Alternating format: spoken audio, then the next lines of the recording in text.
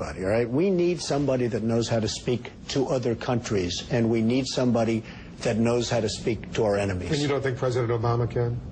Well, something's wrong. We're not respected throughout the world. We used to be respected. If you look at the Reagan years, we really were respected. We're not respected anymore as a country. Those are tough words you're saying. Well, I don't know if they're tough words. I think they're accurate words. The other thing is, if you look at what countries like China are doing to this country, they are eating our lunch. We're building China. We are really building China because everything we make is made in China or other countries. It's not made here. We don't make things anymore. We don't make, as an example, I ordered thousands of windows the other week, a couple of weeks ago. They're made in China. I said, does anybody make windows like in this country, in North Carolina, in Alabama, in Oregon, in places that used to make windows? They don't make them anymore. We're building China by ordering all of their products. What is the single most important thing President Obama can do right now to fix the economy? Well, there are so many things. But the first thing I think that you have to do is make this country competitive with other countries. Because right now it's not. We have to be a manufacturing country again. You know, healthcare is all wonderful, but healthcare doesn't make money. We have to bring money in. We used to make things. We don't make things, relatively speaking, because it's cheaper anymore. To make it in China or India. If you look at their phony currency, it's very hard to compete with China. And we make a better product than China. And I can tell you, because I buy a lot of Chinese product only because I have to. We make a better product. But in my opinion, you tax China. China is taking advantage of this country unbelievably. Now, I say you put a 25% tax on everything that's made in China. That's a tariff. And you know what? And then a trade war. That's right. And you know what? I'd love to have how are they going to retaliate? Well, you know how much loans, you know how much money we owe China right now? 1 year of this tax and we don't owe them anything. 1 year of this tax and we don't owe them anything. Well, let me they tell have you a lot of U.S. I have a lot of China. If they call in, I have a lot of so-called friends in China, and they call me and we talk. They can't believe how stupid our representatives are that they're getting away with it. I don't blame them. I'm just saying they're getting away with murder. They are selling us product with a very low currency, and they are getting away with murder, and they can't believe they're getting away with this murder. Who is stupid? Who in this name names? Well, you have to start by saying the person that appoints the people. Now, who appoints the people? The president. The president appoints the people. When I negotiate with China, I want our business leaders, our best business leaders, to negotiate with China. I don't want a diplomat that wants to keep everybody happy negotiating with these people. They have their smartest and their best negotiating. We don't. We have some diplomat that doesn't know the first thing about business. What about the Treasury Secretary, Timothy Geithner?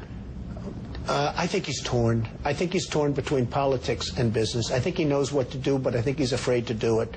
And he's got his own problems. And now you see Summers is out. He's gone. It'll be very interesting to see who gets appointed. But you're asking what to do. We have a huge trade imbalance with many countries. But if you use China as an example, they're eating our lunch. When people talk about free trade, like you just said, oh, that's tariff, well, I don't mind a tariff on a country that's got billions and billions of dollars of surplus. We are rebuilding China. We're rebuilding China because we order so much. We're so big. We're ordering so much product from them. Another thing, OPEC. You have 11 people sitting around a table setting an artificial price for oil. We're a big oil importer. We're dependent on that Middle Eastern That's oil. right. That's right. How do you change that? They wouldn't even be there if it wasn't for us. We've protected them for years. They wouldn't even be there. Let me give you an example, and I gave it yesterday. Kuwait.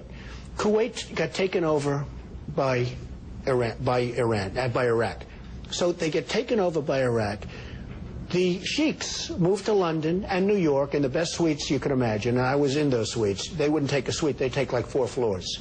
We then go in, fight, take it back over as a country, and hand it back to the sheiks. What do we do? They didn't do anything. We lose lives. We lose money. We lose so much. We hand it back to them on a silver platter. Now, if you go to the Iraqi funds right now, they're not investing in the United States because they're not believers in the United States, okay? This is years later. Now, if that's the fact, if we hand the sheiks back their country, it's almost like a private company. If we hand it back to them, why aren't they paying us? Why aren't they doing something? On Kuwait. So what you're saying is after the U.S. liberated Kuwait back in 1991, we should have done what? We should have told them that we want them to at least reimburse us for the cost of this liberation. What did we do? We liberated it for a few very wealthy people. And those wealthy people aren't investing in the United States right now. You know, they don't even like the United States. We handed them, if you go to the Kuwaiti fund, they're not investing big money in the United States. They find better opportunity elsewhere, okay? I'm not saying they're wrong about that. I'm saying we're stupid people. You mentioned Jimmy Carter before. Jimmy Carter, I saw him the other day talking about what a great president he was. He handed over the Panama Canal.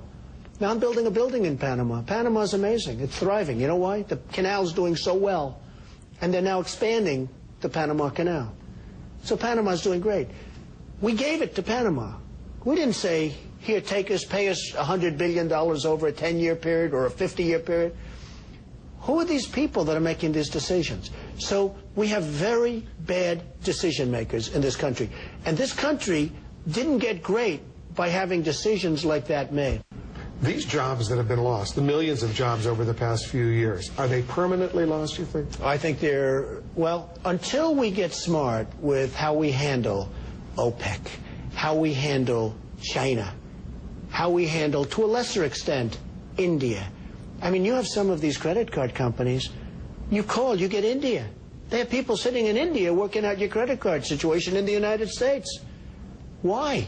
Why is that? But the greatest is OPEC. You have 11 men sitting around a table setting an artificially high price for oil. So it's $75. It went up to $150 a barrel. They had it up to $150, but they pulled that back because, you know, the whole world was going to go into a major depression. Then they wouldn't get anything. You have ships all over the seas, Wolf, loaded up with oil. They don't know what to do with it. I know, because I'm very friendly with, like, everybody, okay? And these are friends of mine that laugh about what they get away with. You know, they're telling me, Donnie, we don't believe we're getting away with. People are so stupid. I don't blame them. You know, I'm a serious kind of a guy. I don't blame them. I understand. I guess I'd be doing the same thing if I could get away with it. But interestingly, if you have a store, and I have a store, and another friend of ours has a store, and we set prices, we go to jail. We go to jail. Here you have 11 guys setting the price of oil, artificially high, 75.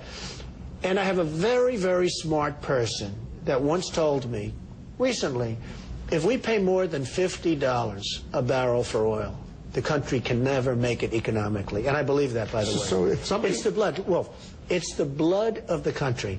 Do you ever notice stock market goes up, oil goes up. Stock market goes up, oil goes up. Indicators are good, oil goes up. Every time something good happens, oil goes up, and it drains the blood. So ultimately, unless you do something about OPEC, in my opinion, this country can never be really great again as an economic power.